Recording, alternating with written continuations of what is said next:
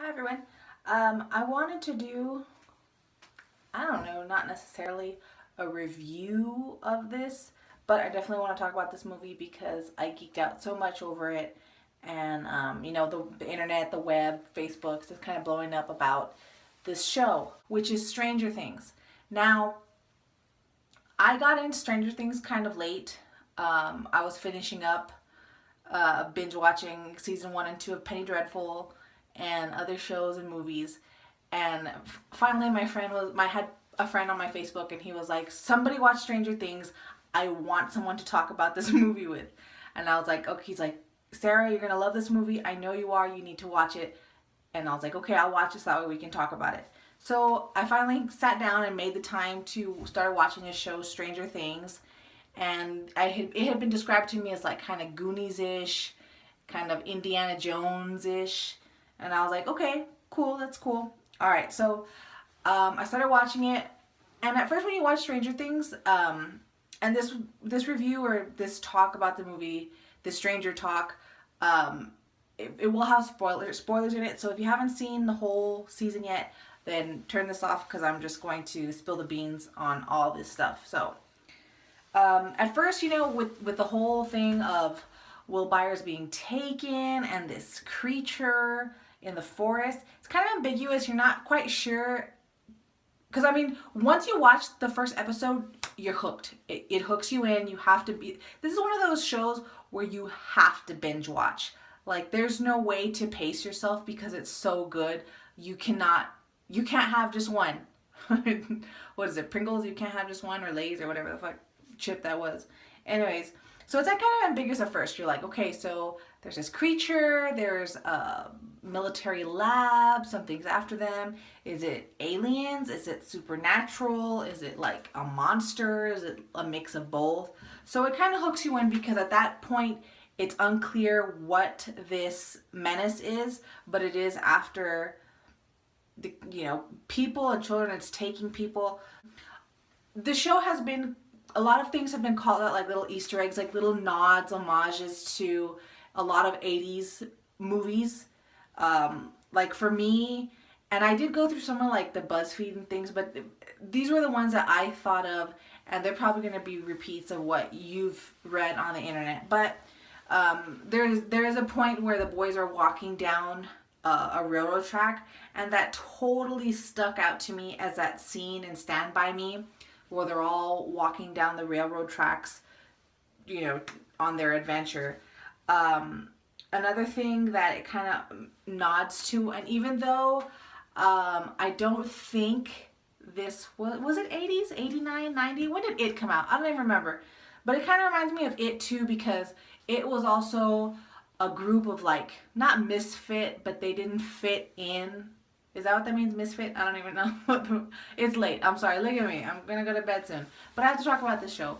It's like misfit kids, like it, they didn't fit in with society. They weren't popular. They were picked on. Obviously, you see Gaten Matarazzo, which is the toothless. He's bullied a lot by these two kids, as well as the whole gang.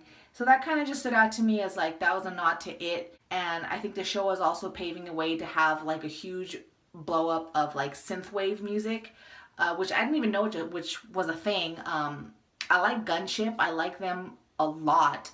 But I didn't know that was the kind of genre that they play a lot in this show. There's a lot of synthwave 80s type fonts, music. I'll get into that right now, but I'm getting off course here. Another scene that stood out to me as like another nod to the 80s movies that a lot of us, especially like kids that were born, like I was born in 86, but I do remember a lot of the 80s movies, just like if I had grown up, because at that point in time, like I was born in 86, by the time I was like 89, 90, I guess it's the way I was raised, or the way pop culture like fed to us kids or whatever. TBS, USA, they would play all the reruns of all these old movies. So I saw like Mac and Me, E.T., it in like the 90s when that fucked me up about clowns forever, Poltergeist, Alien, Goonies, Firestarter, like all these things. Like those are movies that that, you know, they came as reruns as I was growing up and getting a little bit older through grade school when I saw all these movies. So, another thing about talking about the alien and a nod to 80s movies was the homage to aliens, in my opinion. Further on in the series, you see how the alien monster thing is abducting people, and it's like mouth planting the eggs inside the people, just like the face huggers and aliens. So that was a really cool nod, and it's nice how they do these homages to the 80s movies, but they don't straight out like rip them off. And that was a nice touch, because the movie just it couldn't, it would have turned me off if it was just like a straight rip off of all these 80s movies and then they just put them together and made like an 8-episode series. But they didn't. They did it really smart. They did it really respectfully. And I mean, I love that about this show. Another nod that I think they did in this series was Poltergeist. Now, I don't think I've read about this. This is how I interpreted it. The kid's mom came over with her daughter, like my mind just went blank, and she came over to the buyer's house, and she brought the casserole. I noticed right away her daughter was dressed the way Carol Ann was kind of dressed, like in Poltergeist. She had like the little corduroy, some overalls with her hair up, and it was very like platinum blonde. And then the little girl goes in the room, and instead of speaking to the TV, she's speaking to the wall, which the monster is trying to like reach out and grab her. So that kind of really brought it made me think of Poltergeist, which is I'm pretty sure what they were trying to hint to you there. There's a lot of Stephen King. I was reading up that the directors of this, the Duffy brothers, they were really big fans of Stephen King. So there's a lot of Stephen King nods in here. Firestarter, Carrie, It, Stand By Me. What else? Also, I thought there was just a little, there's like, and I don't know if you would agree with me, but I also thought that there was some nods or hints to, if you've ever seen that Japanese cartoon, Akira, I think, to me, there was like a nod to that. Because the boy that's not possessed but has the powers is Tetsuo, right? I think I haven't seen that movie in a long time, but it reminded me of that scene where he's in the hospital and he's in the lab hospital and he's going down the hallway and he just like explodes his power and everybody like disintegrates and explodes in the hallway. So there was a scene there in Stranger Things that I thought was kind of like maybe a vague hint to Akira, but I don't know. But that's how I interpreted it. Another thing that I didn't read about, but this is what struck me, and I don't know, maybe it's because I'm a chick and this is how I remember things, because a lot of reviews I see are done by men on YouTube, but I thought there was a nod to also a John Hughes film in Stranger Things, which would be Pretty in Pink, and that was the Nancy and Steve love saga. In the beginning, you know, Steve is kind of like, it's obvious he's trying to just get into Nancy's pants, and she's obviously like a really good girl. She just really likes Steve. She kind of falls for him. And then, you know, he's kind of an asshole. Him and his two friends are like assholes together. And then as the show progresses, you kind of see Steve is being picked on because he's getting a soft spot for Nancy, and he likes this girl, and she's becoming kind of an outcast too, because she's not really an asshole the way his two friends are. So she can't really relate or joke around with them. So they try and start giving him a hard time because he's practically in love with Nancy by the end of the series. So I thought that was kind of like a nod to Pretty in Pink, the way Andy and I forgot the other guy's character in the movie, that's how they are. Anyways, also another nod to this I thought was Nightmare on Elm Street, again with the hand pushing out of the wall. That's totally like Freddy Krueger. Some other really cool gems about Stranger Things, which it drew me in because I was like, oh my god, I'm in modern times, I'm watching an 80s movie. This is heaven. Again, and many people will say this, the fonts in the beginning, the titling of the title screen of Stranger Things, that's totally 80s. The soundtrack to this, the score, it was scored so well. You know, I think they play a Foreigner song at some point. I think there's like an Echo and the Bunnymen song. I mean, they do play some songs, and then there's like original compositions for this. I think there's original composition. Yeah, I think they were original or whatever. I don't know. But again, it's that synthwave category of music. It's really awesome. It goes really well. Even, I mean, it's so spot on. Like, if you're a fan of the 80s, you know, like when something suspenseful would happen and the synth or whatever would be like, dun, dun, dun, dun, dun, dun. Like, the way they just scored it and they made the music for this, it just goes perfectly with the way, if you watched a bunch of dumb 80s movies back in the day, it's like that. The music goes with it like that. Another thing is the titling of Stranger Things. Now everyone's all about like, oh, well, it's neon titling and all that stuff. Something that stood out to me, because I remember these books when I was little, and these, even though these were kind of like from the late 70s, it did carry through the whole decade of the 80s and part of the 90s, which were those, and I don't know if you remember, they were those how to choose your own adventure books, and you would choose your own ending, and it was kind of cool. But that titling, that's what caught my eye. I remembered, because the way the two lines are and the way the wording is in the middle, that's how the how to choose your adventure books were, the titling was on those books. Spot on. They have to win like an Emmy or something, or a Golden Globes for this freaking show, because the set design, the costumes, and the hair and makeup was spot on 80s. I've seen a lot of shows and movies where things are set in the 80s, present times, you know, they're period films, but the set design and the costumes are just, they're just a little off. They're just a little, but this was like straight out of the 80s. Like, you went back in time, pulled some clothes out of someone's closet, and you dressed them for this series. It was so good. The makeup, it's so bad, it's so good, it's so 80s. Like, oh my gosh. Another thing that I thought that was cool was that, you know, in Hollywood, they try to choose the biggest actors to bring in views, to bring in the money. But in this series, they used a lot of relatively unknown actors. A lot of, I mean, all the kids. I mean, I went to their IMDb pages, and their filmography pages were very small, practically non-existent. Maybe a couple roles here and there, but that's about it. And what I appreciated about this was that instead of going for big names, kids that, you know, kid actors, even adult actors that may or may not know how to act or whatever, but they're just big names, big faces, they chose to go with these unknowns basically, and they were just such good actors. They were so talented.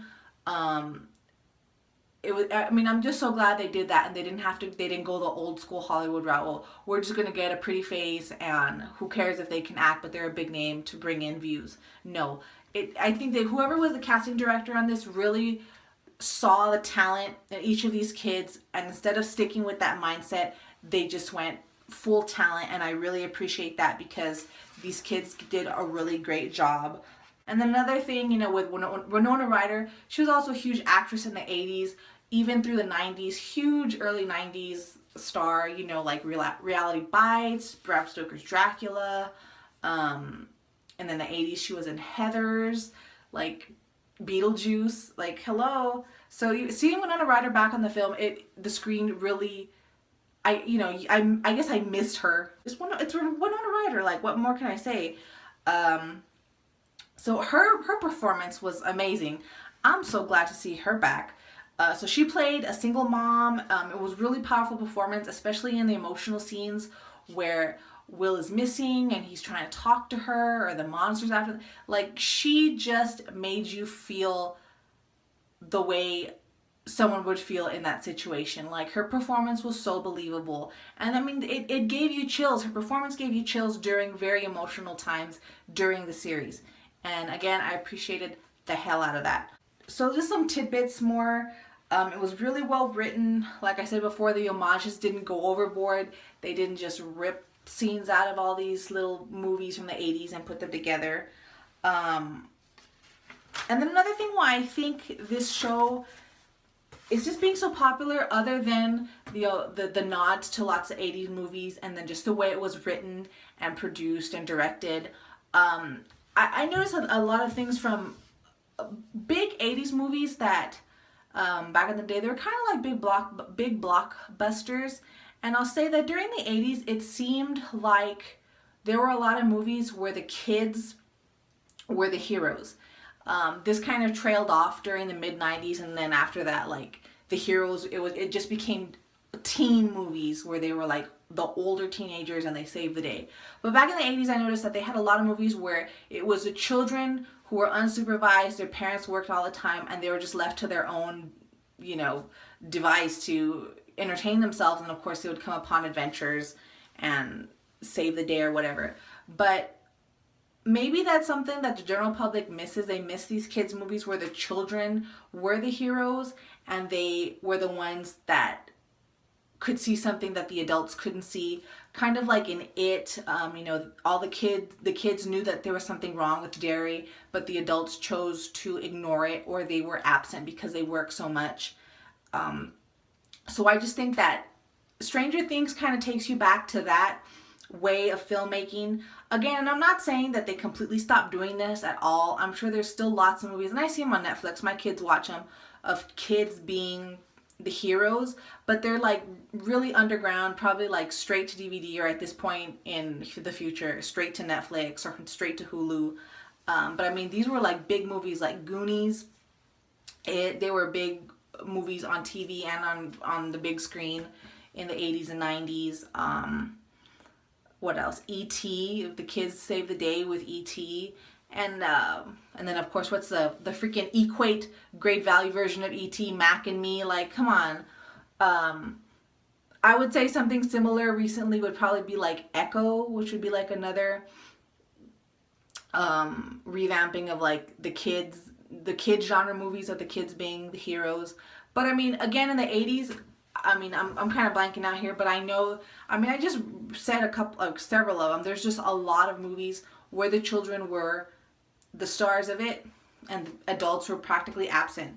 And I think that's maybe why a lot of us like Stranger Things, because that's cool that the kids are the ones that are going to figure out what's going on here. And then of course you get the help from Winona Ryder and Sheriff Hopper, but it's kid-centered, which is cool.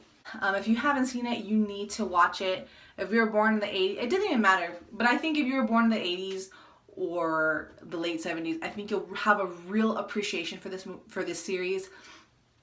I watched it like in a day and a half because there's only 8 episodes. They already got clearance to do season 2, so I can't wait for season 2. It was just so good, like. And now I'm really into synthwave music. So besides Gunship, which I was a fan of before this show came out, I've been kind of like going through the Pandora on Gunship, the Gunship channel. And I've been seeing all these other artists like Kavinsky, Survive. What else? Like the Drive soundtrack. So, I mean, check it out. Stranger Things. This is my opinion on it. Maybe not a review, but this was a stranger talk. So let's get a dialogue going here. Talk about the movie with me, because I loved it. All right? Thanks so much. Bye.